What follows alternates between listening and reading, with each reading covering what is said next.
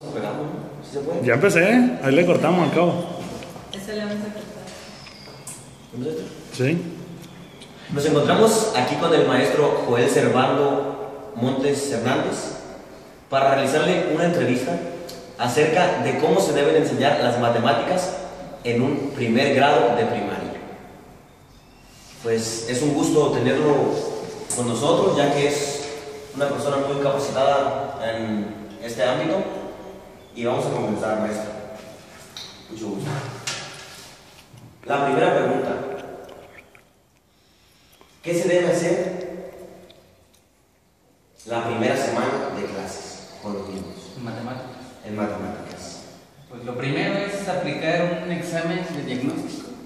Un diagnóstico, un instrumento puede ser el examen, otro puede ser, como lo sugieren algunos, a través de actividades que despierten el interés de los niños y que al mismo tiempo le den al maestro un conocimiento sobre su estado inicial respecto a las matemáticas. Como es primer grado, pues pueden ser juegos sencillos que te dé oportunidad de reconocer si el alumno, por principio de cuentas, identifica los números, no tal vez simbólicamente, sino que qué nociones tiene del número, en qué contexto los puede encontrar. Después un siguiente paso sería saber si los identifica, si los puede distinguir entre un símbolo cualquiera, una grafía, una letra, pues eso sería lo primero.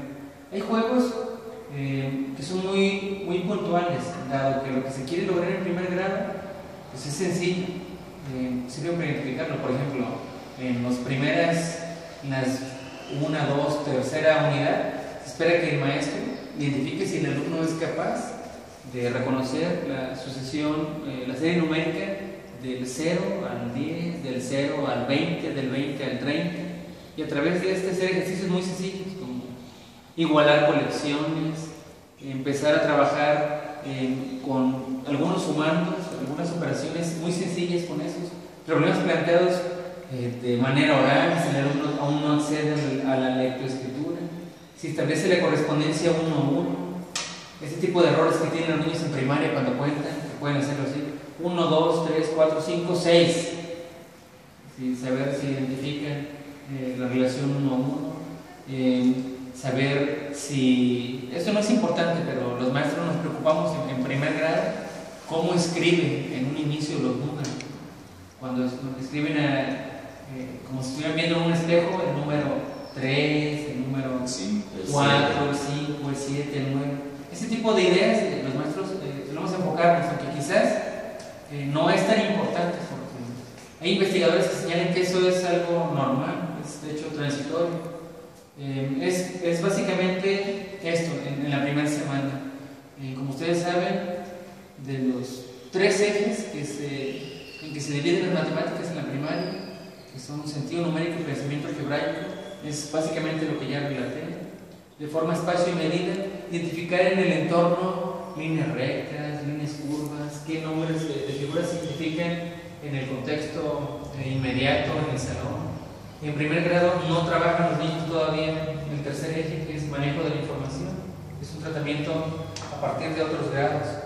Entonces, básicamente eso, hay instrumentos.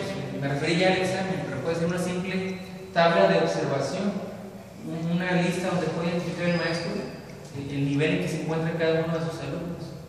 Algo sencillo en esa primera semana. Maestro, basándonos en el enfoque de la asignatura de matemáticas, que es la resolución de problemas de manera autónoma, ¿se puede aplicar desde un principio este concepto? Sí. Aunque los niños no tengan pues una noción tan allegada a eso. Sí, porque los niños, aunque no estén en la primaria, se espera que todos en ese momento hayan cursado el preescolar. Aún si alguien no hubiera cursado el preescolar, una escuela de la región serrana, es obvio que el niño sabe de la existencia y puede reflexionar.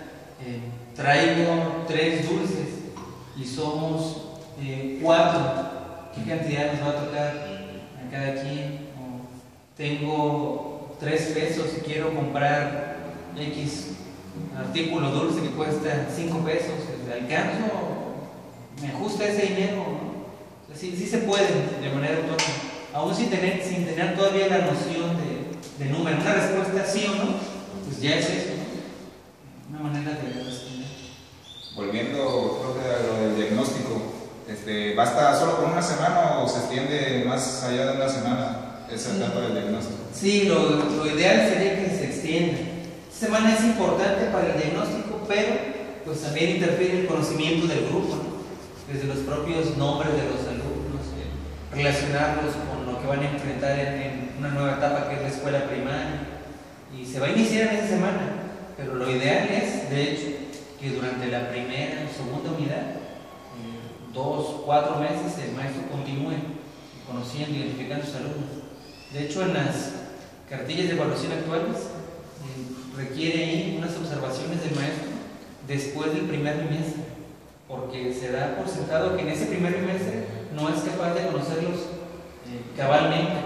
Imagina un grupo numeroso, un grupo de más de 30 alumnos, es casi imposible. Sí puedes tener algunas ideas puntuales o enfocarte en algunos casos con otros instrumentos, pero yo pienso, y los investigadores señalan, y los programas lo señalan, que sea durante más de una semana.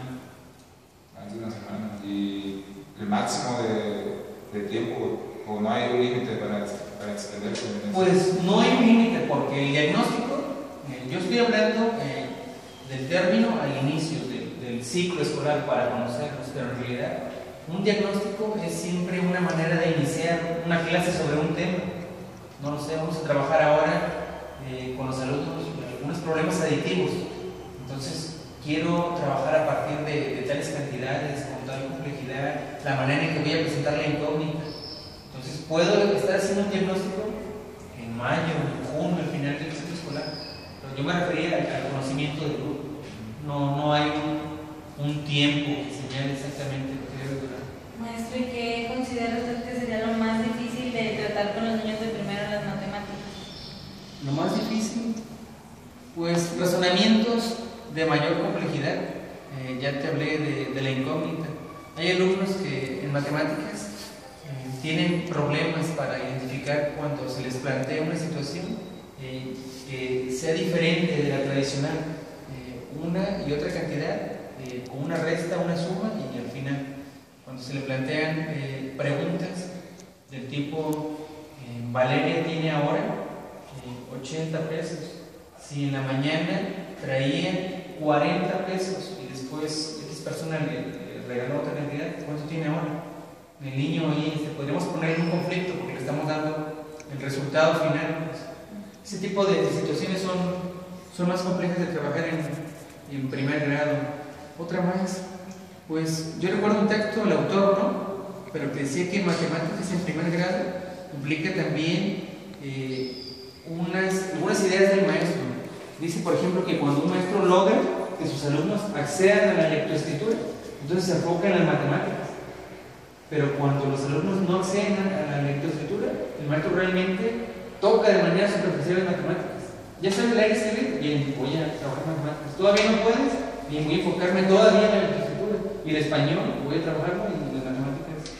Aunque estén a la par en importancia, bueno, en horas es un poco menos a la semana para matemáticas.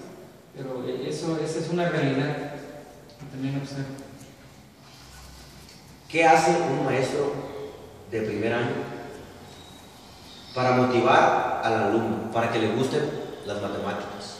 Pues plantear, como lo dije, en situaciones lúdicas, juegos, actividades que partan de su entorno, actividades a las que el niño sea capaz de darles un sentido, con las cuales sea capaz de divertirse.